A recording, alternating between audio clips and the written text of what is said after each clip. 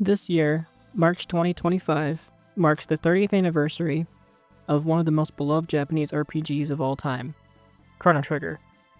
And as soon as I realized that, I knew I had to make a video about it.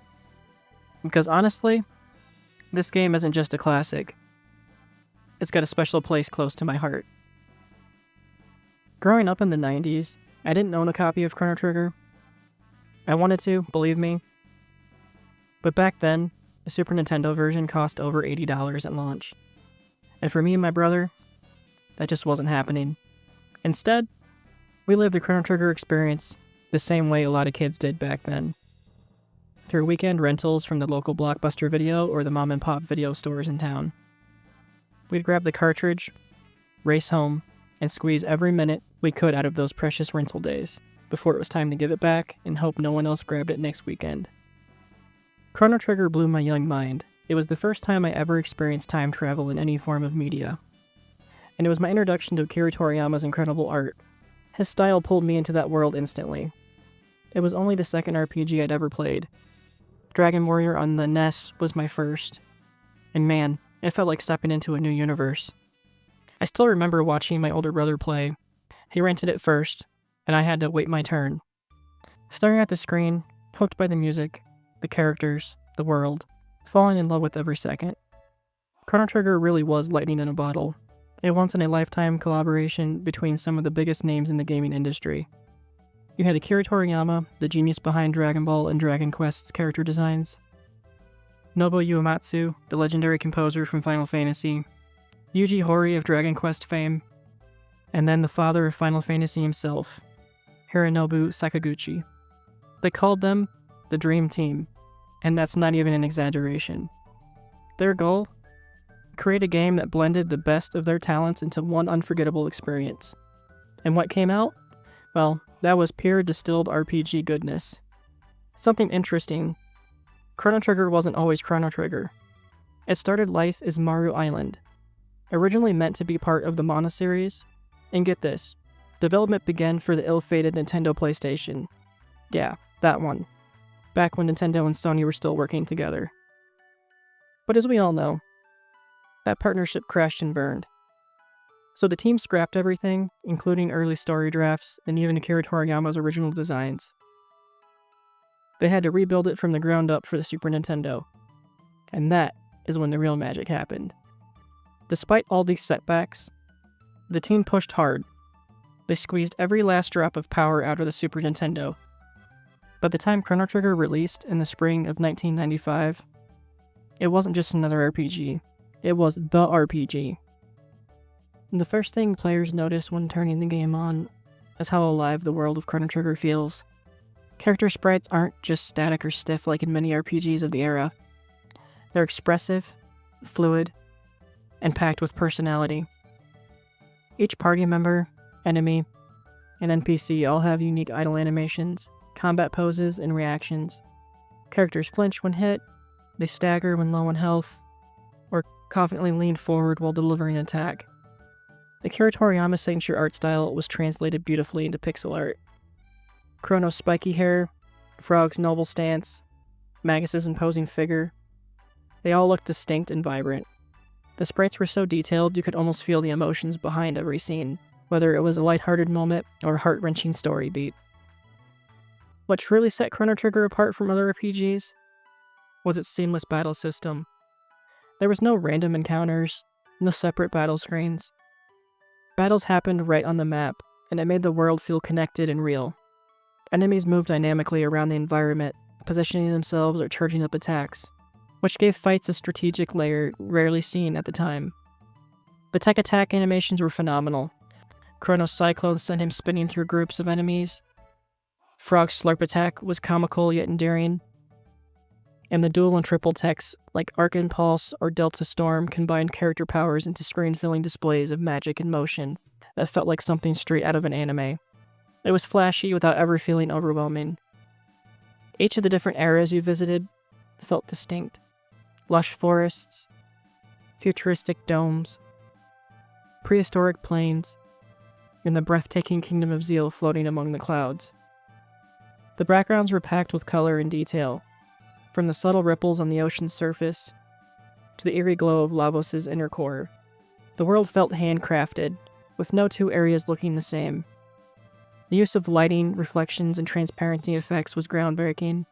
Scenes like the shimmering waterfalls at the end of time, or the glowing magic gates looked incredible on the Super Nintendo hardware. Long before full motion cutscenes became the norm, Chrono Trigger delivered powerful cinematic moments through sprite animation and clever visual storytelling. Watching scenes like Chrono sacrifice himself carried so much weight because of how well these moments were animated. Chrono Trigger is a masterclass in 16-bit artistry. It didn't just look good for its time, it set a standard for what RPGs could be. The blend of Toriyama's designs, the smooth animations, and the colorful, diverse environments created a timeless visual experience that still holds up even today. Even decades later, it's easy to get lost in the world and marvel at just how much love and detail went into every frame. And the music? Timeless. Yasunori Mitsuda and Nobuo Uematsu crafted a soundtrack that honestly is one of the greatest of the 16-bit era. One of the most mesmerizing pieces in the entire soundtrack, Corridors of Time, is ethereal and otherworldly. The floating kingdom of Zeal is already a breathtaking location in the game, but this soundtrack elevates it to legendary status. The dreamy synths and gentle melody invoke a haunting beauty that stays with you long after you've turned off the game. It feels like you're standing on clouds, listening to the hum of a lost civilization at the height of its magical power. To this day, it's considered one of the most iconic RPG tracks ever created.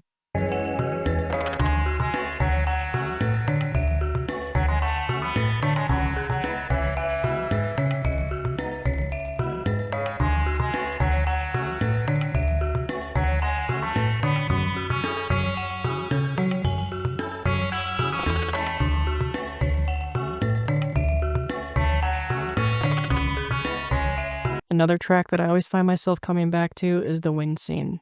From the moment you first step into the world of 600 AD, the soft flute melody and uplifting chords immediately create a sense of longing, peace, and melancholy. There's a subtle sadness to it, like the memory of a beautiful place you know will someday fade into legend. It's the perfect encapsulation of Chrono Trigger's bittersweet tone.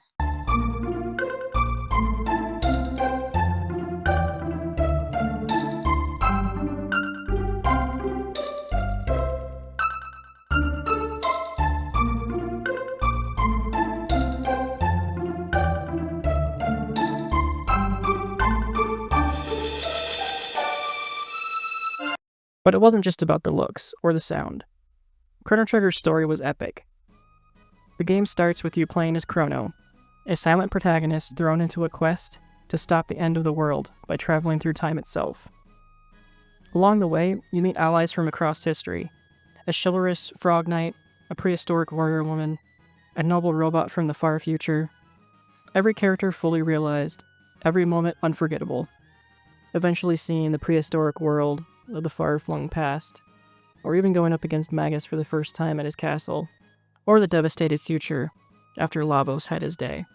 It was all captivating. All these loose story threads from these different time periods came together to build a very unique and epic story, something that really pulled you in and made you feel invested in this game. And then there's the combat. Chrono Trigger's battle system was ahead of its time, literally. With the active time battle system, you weren't just spamming attacks. You had combo moves. Both double and triple techs, unique team-up abilities that changed depending on who you brought into battle with you. Party composition mattered. Elemental affinities mattered. It made every fight feel strategic, and still holds up to this day. Later on, I finally got my own copy of Chrono Trigger in the early 2000s. It was when it was released on the PlayStation bundled with Final Fantasy IV in the Final Fantasy Chronicles collection. And let me tell you, finally owning this game felt like reclaiming a piece of my childhood. Since then, I've grabbed it on almost every platform it's been re-released on. I have a copy on the Wii Virtual Console, a physical copy from the Nintendo DS, which is still one of the best versions out there. And most recently, I even picked up the Steam version. Because honestly, how could I not? And the footage you're seeing in this video, that was captured from the Steam version. I think it looks really good. And I know it's kind of cliche to say this, but I really mean it. Chrono Trigger is perfect. It's a flawless game, a masterpiece that's truly stood the test of time, in every sense of the word. Looking back, I think I owe a lot to this game. The impact it had on me during my formative years is hard to put into words. It sparked my imagination, pulled me into worlds I never wanted to leave, and even today, decades later, I still find myself coming back to it. Chrono Trigger is just captivating. Almost every year, like clockwork, I find myself replaying it from start to finish. And every time, it feels just as magical as that first weekend rental all those years ago. There's just something about this game, this world, that no other RPG has ever managed to capture, and I don't think we'll ever see anything like it ever again.